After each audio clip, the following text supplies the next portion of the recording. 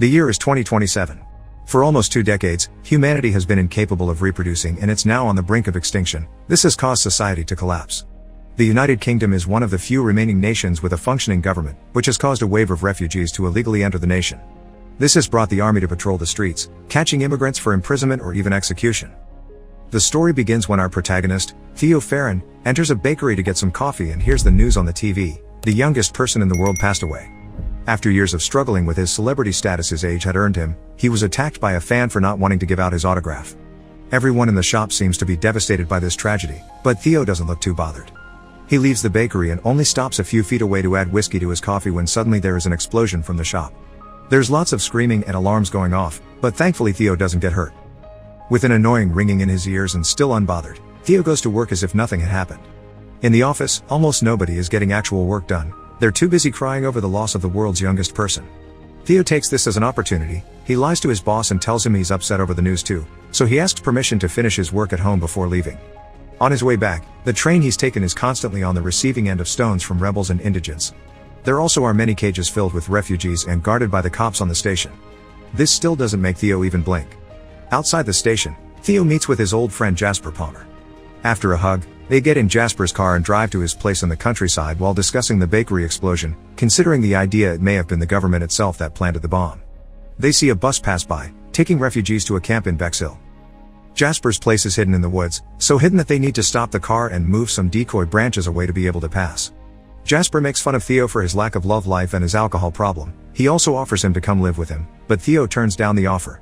Once they're inside the house, we learn through photos and newspaper clips that Jasper used to be a political cartoonist and his wife Janice was a photojournalist. These days, however, Jasper became a hippie and pot dealer, and Janice is in a catatonic state since she was tortured. There are also our old pictures of Theo with a woman and a little boy. After saying hi to Janice, Theo and Jasper hang out on the couch smoking and discussing various topics. Jasper mentions his main client is an immigration cop at the Bexhill camp, and they argue over the possible existence of the Human Project, a secret scientific organization with hidden facilities where they're trying to find a cure to humanity's infertility. Theo is back at his home the next day, and when he leaves for work, he's kidnapped in the street by a militant group called the Fishes. Face covered, they put him in the van and don't uncover him until they have him in Fishes territory. When Theo opens his eyes again, he is in a protected room, and he sees for the first time in years his ex-wife Julian Taylor, who apologizes for the theatrics, but they had to do this to avoid the police. She's been a wanted woman since their activist days, but Theo has left that life behind. After explaining they weren't the ones who put the bomb in the bakery, Julian takes Theo outside for a walk. The reason why she's made him come is that she needs transfer papers for a refugee girl to get to the coast, and Theo can get them through his cousin. Theo turns down the idea, and when Julian offers monetary compensation, he says he doesn't need her money, an obvious lie. Since he isn't collaborating, Julian makes her people cover his face again and take him out of their place. While on the van, one of the Fishes tells Theo this has never happened and that they'll always be watching him. Another one gives him a paper sign to hang on the tube in case he changes his mind. Then Theo is thrown in the middle of the street with some change for the bus. Sometime later, it seems Theo does end up changing his mind, because he pays his cousin Nigel, who works as a minister, a visit. A fancy car with its own driver picks him up and takes him to the private residence, where the minister keeps and restores classic works of art, like Michelangelo's David, which is missing a chunk of its leg. After hugging, they have lunch together with the minister's son, who ignores them completely while playing on a screen connected directly to his body. After asking his cousin about his wife, Theo asks for the transfer papers by making up a story that they're for his girlfriend to be able to visit her very sick brother in Brighton. Nigel points out it's a huge favor since it's highly controlled, and, after yelling at his son to take his pills, he asks Theo to follow him to the window, where he tells him he'll see what he can do. Theo wonders why Nigel keeps all this art when in 100 years there won't be anyone to look at it. Nigel replies he just doesn't think about it. Hours later, Theo is at a pub and is approached by one of the Fishes, Luke, who saw the sign Theo had been given posted outside. Theo explains he did get the papers, but they're joint, so he is the one who will have to escort the girl, a task he'll accept if he's paid more. Luke accepts because Julian thinks highly of Theo. The next day, Theo is approached by one of the Fishes again while he's betting on the dogs, a woman that shows him the same sign he used the day before. He follows her outside and onto a bus, where Julian is waiting for him. She asks about the papers before reminiscing about the old days, but they end up arguing over the way they handled the passing of their child, Dylan, and eventual separation. When they reach their stop, they hurry out of the bus and Theo takes the chance to ask why he was chosen. Julian says she trusts him. He also asks what will happen to them, and Julian says she doesn't know before pecking his lips. She says he's only come for the money. After crossing a bridge, they walk under it to meet with Luke, who gives Theo his money as soon as he asks for it. While explaining to him that he'll be taken to the first checkpoint in Canterbury and then he'll be on his own with the girl, they get in the car, where Theo is introduced to a woman named Miriam and the young girl he'll be escorting, Key. They drive to Canterbury. Theo sleeps at the beginning of the trip, but when he wakes up later on, he and Julian reminisce about their old days as activists and play a little game with a golf ball. When they're about to reach their destination, they're ambushed by an armed gang. Julian gets shot. They manage to drive away from the gang, but then it's the police that arrive and chase them instead. Luke has no other option but to stop the car. However, when he gets out, he shoots both cops before returning to his place behind the wheel and getting everyone out of there as soon as possible. They stop to say their goodbyes to Julian. The two women cover the body with a shawl and pray, while Theo pretends to be unaffected until he distances himself from them, then he allows himself to cry. It doesn't last long though, because Luke quickly tells them to get back in the car so they can leave before they're caught again. It's nightfall when they reach a Fish's safe house, where the entire group is meeting to vote for their new leader. Theo asks for a ride to London, but he's told it's too dangerous and he'll have to wait until the next day. Instead, he's offered a shower and clean clothes. After washing up, he chit-chats with one of the Fishes before Miriam comes looking for him to take him to Key. She takes him to the barn while the Fishes vote for Luke as their new leader. Inside the barn, Theo is left alone with Key, who says Julian told her stories of their child and if things got bad, she should talk to Theo because he's the only one she can trust to take her to the boat called the Tomorrow. Theo doesn't want anything to do with this, so to convince him, Key takes off her dress and reveals her secret. She's pregnant. Theo is shocked, not believing what he's seeing, but the moment is interrupted by Luke, who takes them all back to the house. They watch the news on the TV. Julian's body has been found, and they're now looking for the people that were with her in the car. The police think they'll be able to identify them soon. An argument starts then about what they should do with Key. The Fishes don't want to make her public because the government will take her baby away, but Theo thinks she needs proper care. There's also the matter of the human project being rather difficult to contact, so they may lose their only chance if they don't go to meet that boat. Key decides to stay and have her baby in the safe house, but she still wants to be taken to the Tomorrow after her baby is born.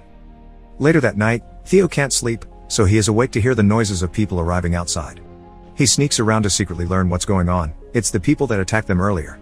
The ambush had been Luke's plan so he could become the leader and take control of the baby to use it as a political tool in their revolution.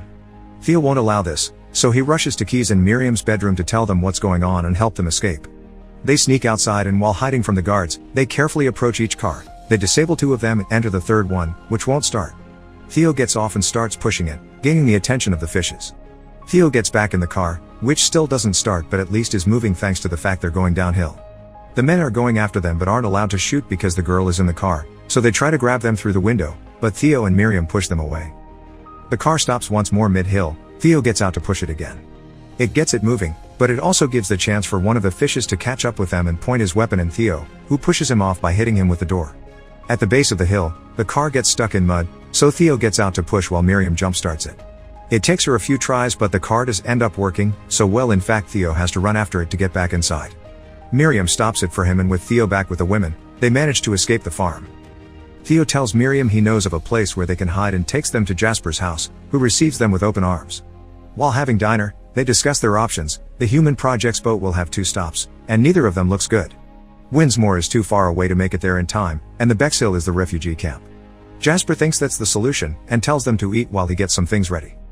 The next morning, Miriam is outside practicing something similar to yoga and Key is braiding Janice's hair. Theo approaches her and asks her about the pregnancy. She's 8 months pregnant and she doesn't know who the father is. At that moment, Jasper returns with a plan. The group can go to the Bexhill camp and meet with Jasper's cop buyer, who will smuggle them inside so they can get to their boat. Key accepts this plan. Night falls. While Theo is having a drink, he hears the others sharing a smoke and chatting.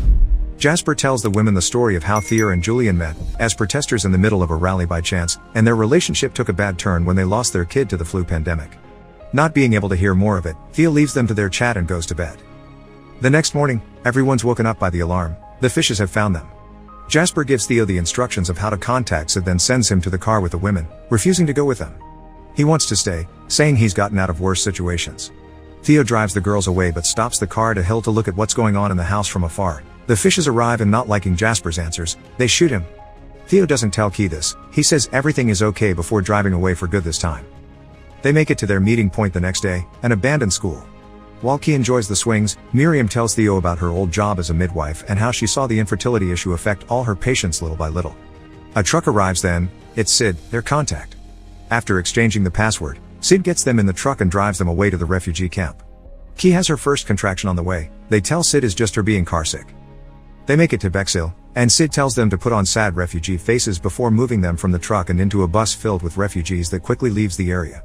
Soon enough, Key's contractions start getting worse, and by the time they make it to the actual camp, her water breaks. A guard notices her state of distress, so Miriam distracts him by acting as if going through religious mania, so she's taken away to be executed. He's also about to take Keith, so Theo points at the water on the floor between her legs and says it's urine and excrement, effectively driving him away. Theo and Key leave the bus and join a line where Theo loses Key for a short moment when a guard tells him to lose his clock, but they reunite soon after. The line that is eventually released into the city that became the refugee camp, and there they look for Marichka, a Romanian woman that takes them to a safe abandoned building and gives them a private room where Key can have her baby. Labor is hard on Key, but Theo guides her, and eventually she gives birth to a healthy baby girl. The next day, Sid comes by to check on them. The city's become a dangerous mess after a wall blew up and people started to flee, so Sid's come to help them escape. When he sees the baby, he promises he'll take them to a boat, but Marichka is against this idea, implying he isn't a good man. Sid takes out his gun then and reveals he knows there's a bounty on their heads that he plans to earn. On their way downstairs, Marichka manages to push Sid off and Theo jumps on him to get him away from Key. After Marichka hits him with a stick, the three of them start running away, with Sid breathing on their backs.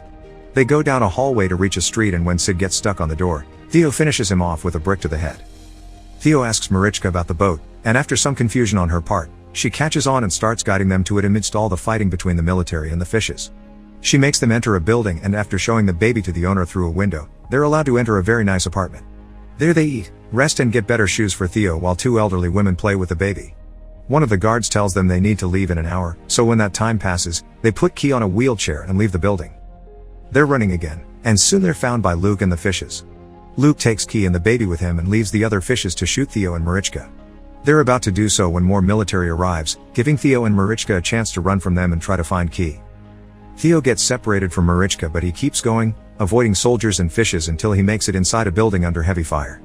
After climbing various stairs, he finally finds Key and her baby near Luke, who is trying to convince them of his good cause when a bomb goes off in the building, ending his life.